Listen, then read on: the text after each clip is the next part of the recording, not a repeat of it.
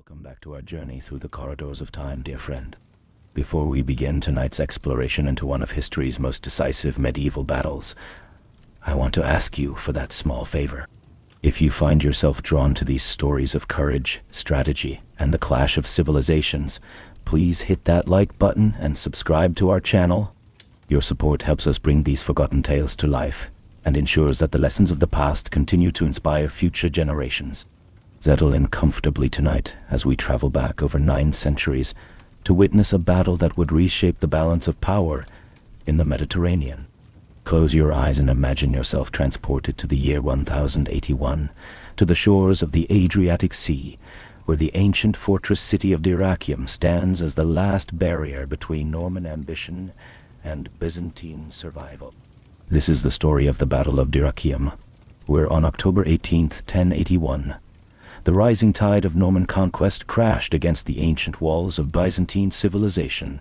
Here Robert Guiscard, the most cunning of the Norman adventurers, faced Emperor Alexios I Komnenos in a battle that would determine whether the Byzantine Empire would endure or crumble beneath the weight of Western aggression. Our tale begins not in the grand palaces of Constantinople, but in the windswept fields of Normandy, where a minor lord named Tancred de Hauteville possessed something more valuable than gold or silver.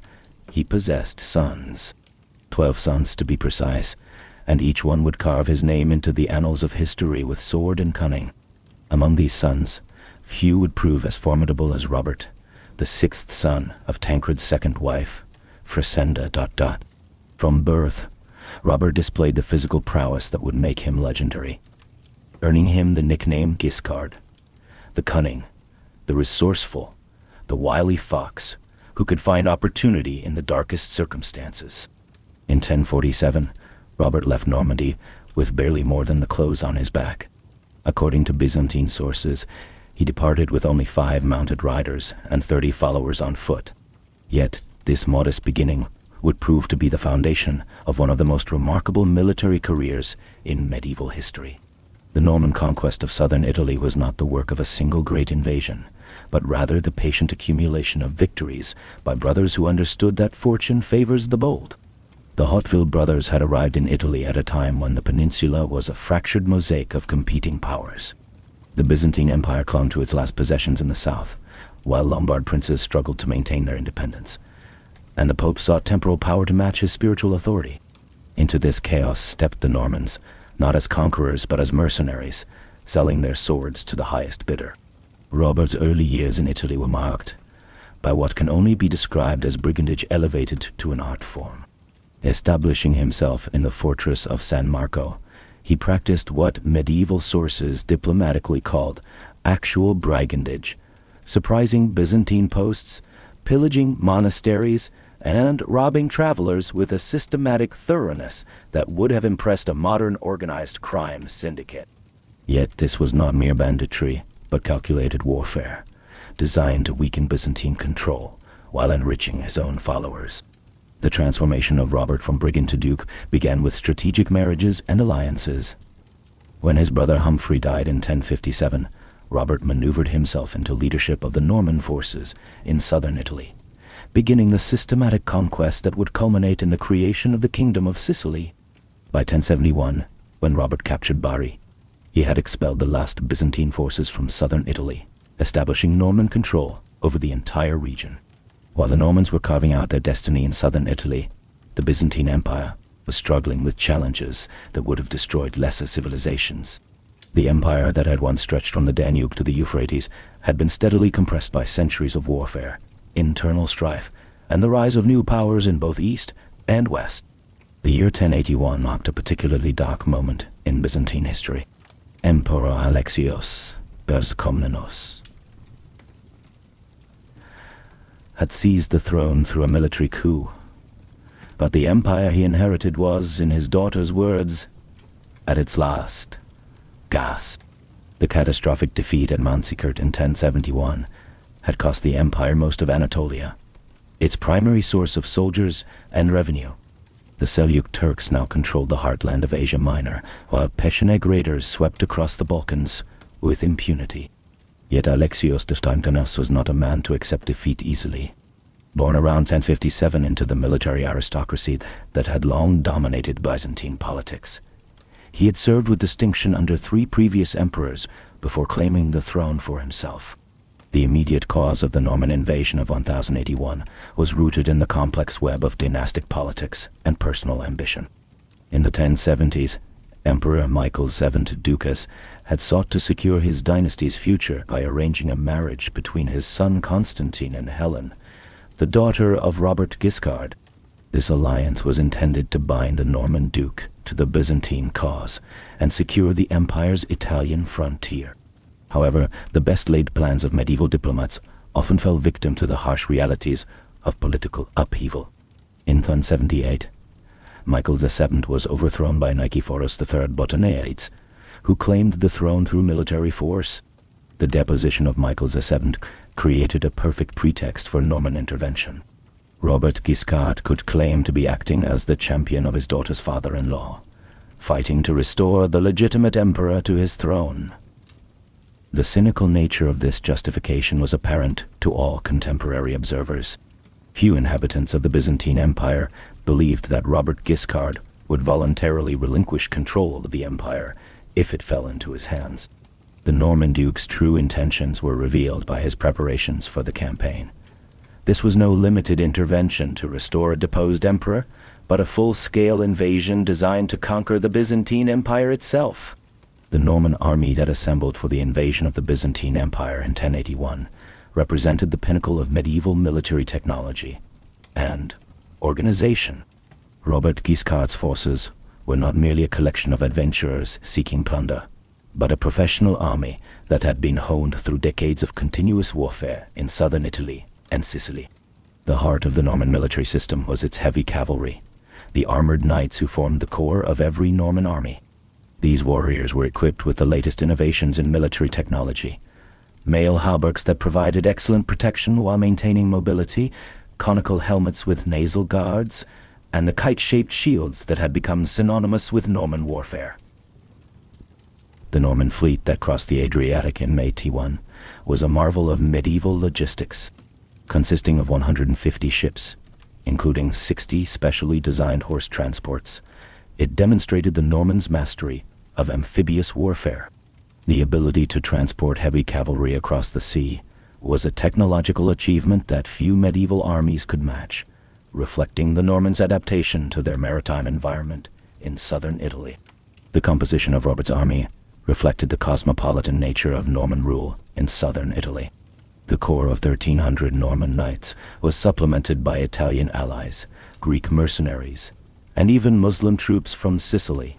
The Norman invasion of the Byzantine Empire began on a spring morning in May 1081, when Robert Guiscard's great fleet departed from the ports of southern Italy bound for the eastern shores of the Adriatic. The sight of 150 ships, their sails billowing in the wind and their decks crowded with warriors and horses, must have been both magnificent and terrifying.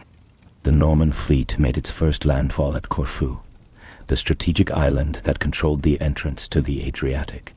The swift capture of this Byzantine stronghold demonstrated both the element of surprise that Robert had achieved and the effectiveness of his combined operations. The ancient city of Dyrrhachium occupied one of the most strategically important positions in the medieval world.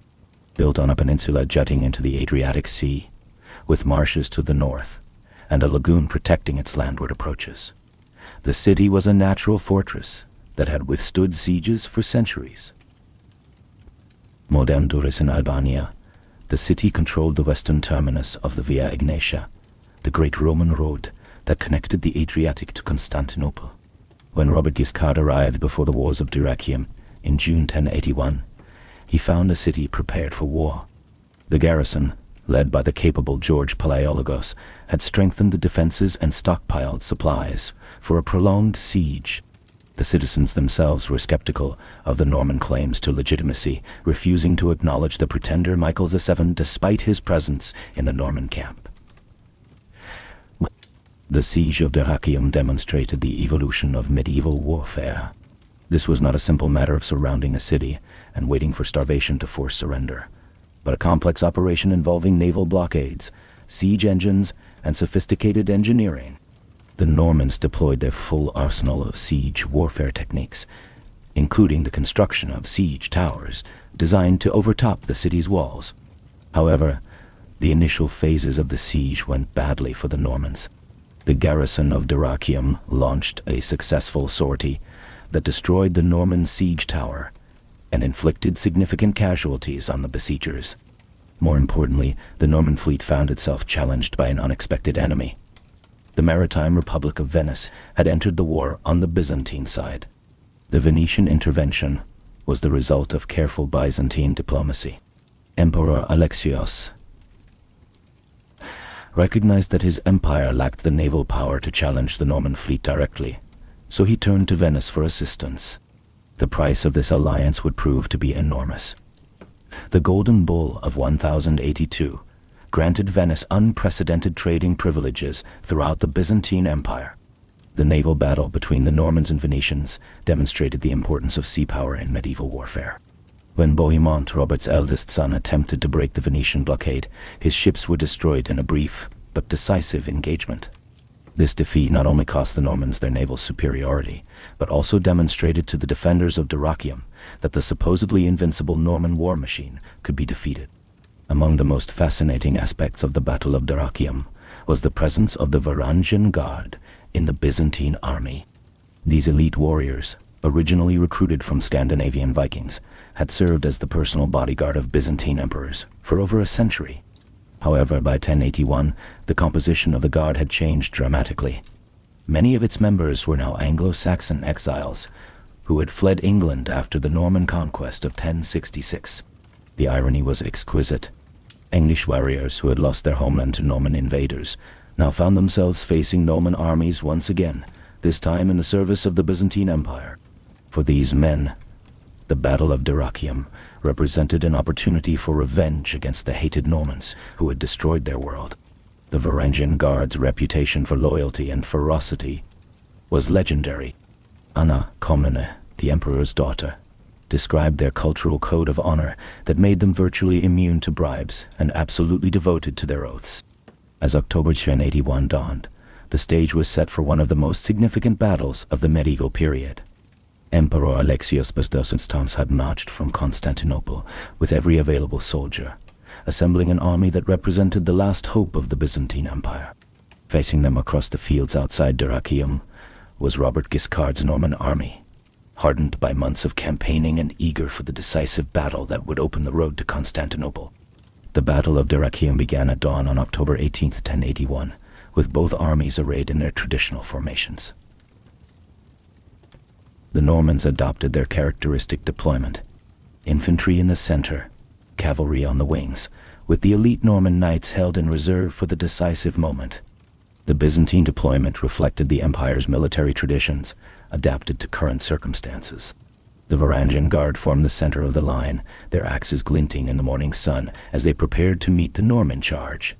The opening phase of the battle saw the Normans execute their standard tactical pattern. The Norman left wing, composed of Breton and Italian allies, advanced against the Byzantine right. While the center and right remained stationary, the Byzantine response was immediate and devastating. The right wing of the imperial army, led by experienced commanders who understood the importance of maintaining formation, not only stopped the Norman advance, but actually broke through the enemy line. It was at this moment that the battle's outcome hung in the balance. The sight of Norman forces in apparent retreat triggered a fatal response from the Varangian Guard. These warriors, seasoned veterans who had fought in countless battles, made a decision that would echo through the centuries. They abandoned their position in the center of the line and charged after the fleeing Normans. The Varangian pursuit was driven by more than mere tactical considerations. For the English members of the Guard, this was the moment they had dreamed of: the chance to strike back at the hated Normans who had destroyed their homeland. The sight of Norman cavalry in flight was too tempting to resist, and the Guard abandoned their disciplined formation to pursue their enemies. Robert Guiscard, watching the battle unfold from his command position, recognized the opportunity immediately. The Norman Duke was not called the Cunning for nothing. He had spent decades learning to exploit enemy mistakes, and the Varangian pursuit was exactly the kind of tactical error that experienced commanders could turn to their advantage. The Norman counterattack came with devastating suddenness. The fresh Norman cavalry, led by Bohemond and the elite knights who had been held in reserve, struck the scattered Varangians with irresistible force. The massacre of the Varangian Guard was one of the most tragic episodes of the battle. These warriors, who had maintained their discipline and loyalty through decades of service, were cut down not by superior tactics, but by their own desire for revenge. The irony was devastating. English warriors who had survived the Norman conquest, only to find death at Norman hands, 15 years later, on a foreign battlefield. The destruction of the Varangian Guard left a gaping hole in the center of the Byzantine line. The psychological impact